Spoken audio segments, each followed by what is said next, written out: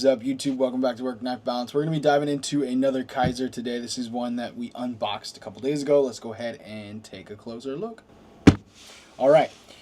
So first, before we get too far, this is awesome. I love the fact that Kizer is sending these denim knife rolls with some of their value knives, some of their budget knives right now. Not all of them, but I have seen some of the Amazon links that have the picture of the knife roll, the denim knife roll with the knife. So I think that's cool. These are really, really useful, especially if you're going to carry 3-4 knives around in a backpack or traveling or whatever, camping. This is just a great little roll to have. I got a couple of these at Blade Show last year. I'm assuming Kizer just made a ton of them. Now they're sitting in a warehouse and they're trying to get rid of them. But the fact that they're sending them out with some of those knives that are sub $100 is pretty amazing. So shout out to Kizer. That's awesome.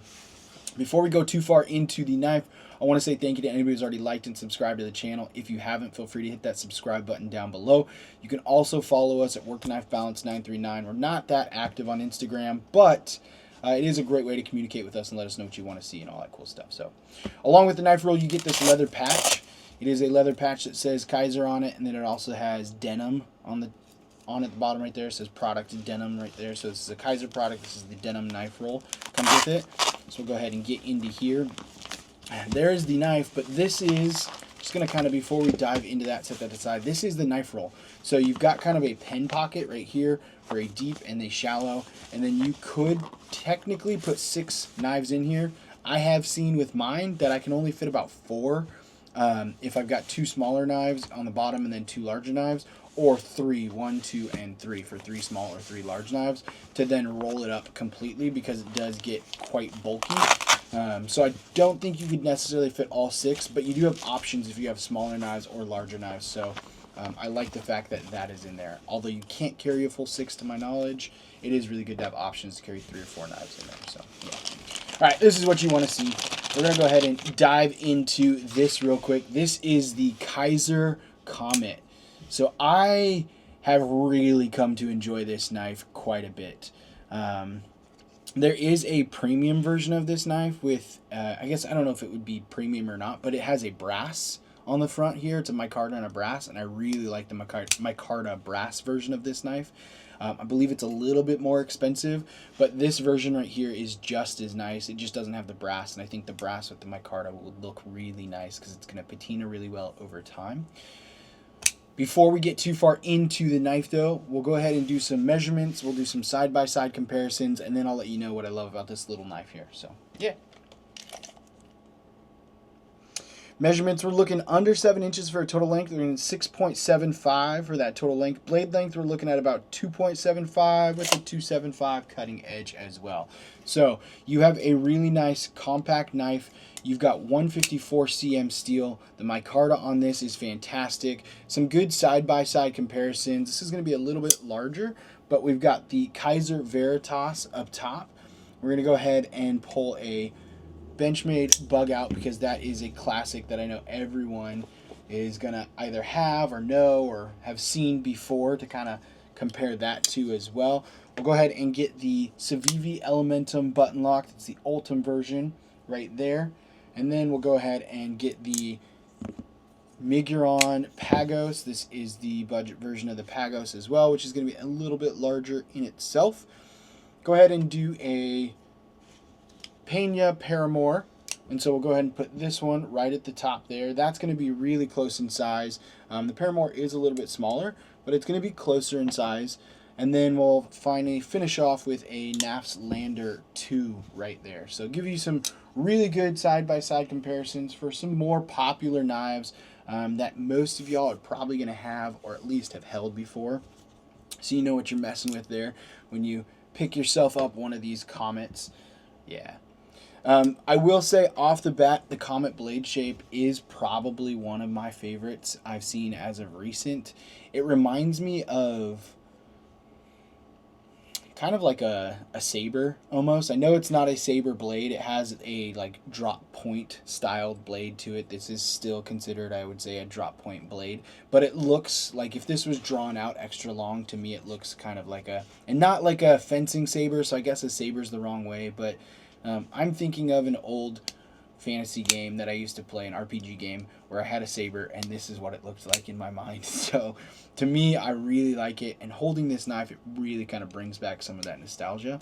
So I'm gonna try and kind of bring some of that nostalgia down and only look at the knife for what it is rather than the nostalgia that's behind it.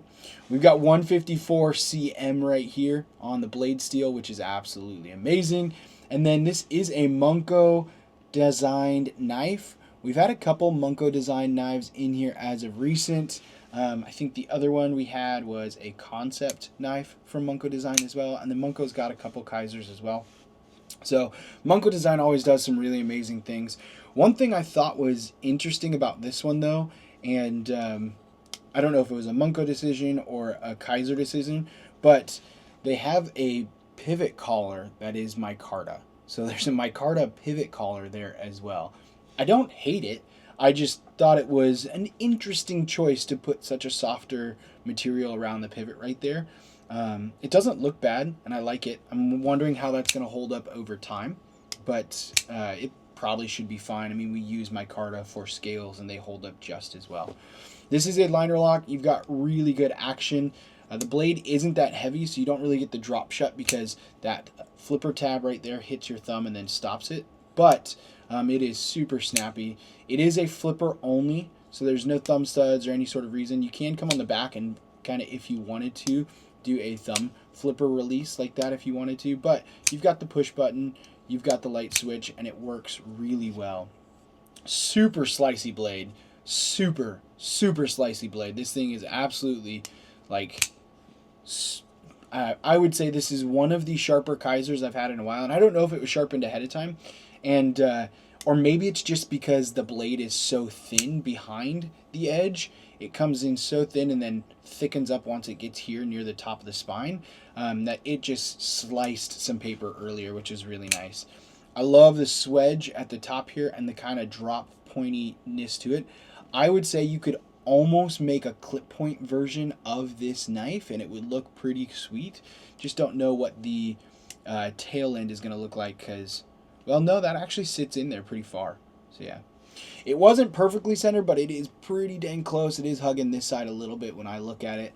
You may see something a little different there, and that's probably just from the break-in period, messing around and all that stuff and everything. You've got some really good jimping on the backside. I would love to see jimping on this edge right over here as well. The Cochise, that's the one we saw recently from AZ USA Blade Works. I think if they would have done something similar to, not the Cochise, if the Comet would have done something similar, having the initial hump and then a backside ramp hump, you could have kind of jimped both sides and then been able to have that kind of high choke up spot for the thumb if you wanted to get in here. There's no really an area to choke up with the grip, so it would just be to kind of move your grip hand over for a more comfortable and a more firm holding in that. Ergos on this are really nice. It is a smaller knife, so if you've got large hands, big hands, this might be something that's kind of small. I can barely get a 4-finger grip on that right there. I wear a size large glove, so I've got just kind of average hands for this, but I will say it is a comfortable knife. I tend to, when I'm having it in my hand, hold it with my thumb gripped up like that, which is why I was saying if they would have had a little bit more of a swoop on the backside ramp and then maybe jimped over here some, then you would have had a really good solid grip in there. I still give it a 9 out of 10. It's really well done and really nice. So yeah, these are coming in at about $85, so they are not too expensive. We will go ahead and put an Amazon link down below, and since it's an Amazon link, if you follow it and purchase something from there, it does support our channel. We greatly appreciate the support, and we thank everyone for all that. There's not much left to say. I will go ahead and, yeah, that's about it. There's nothing left. So until next time, TTFM.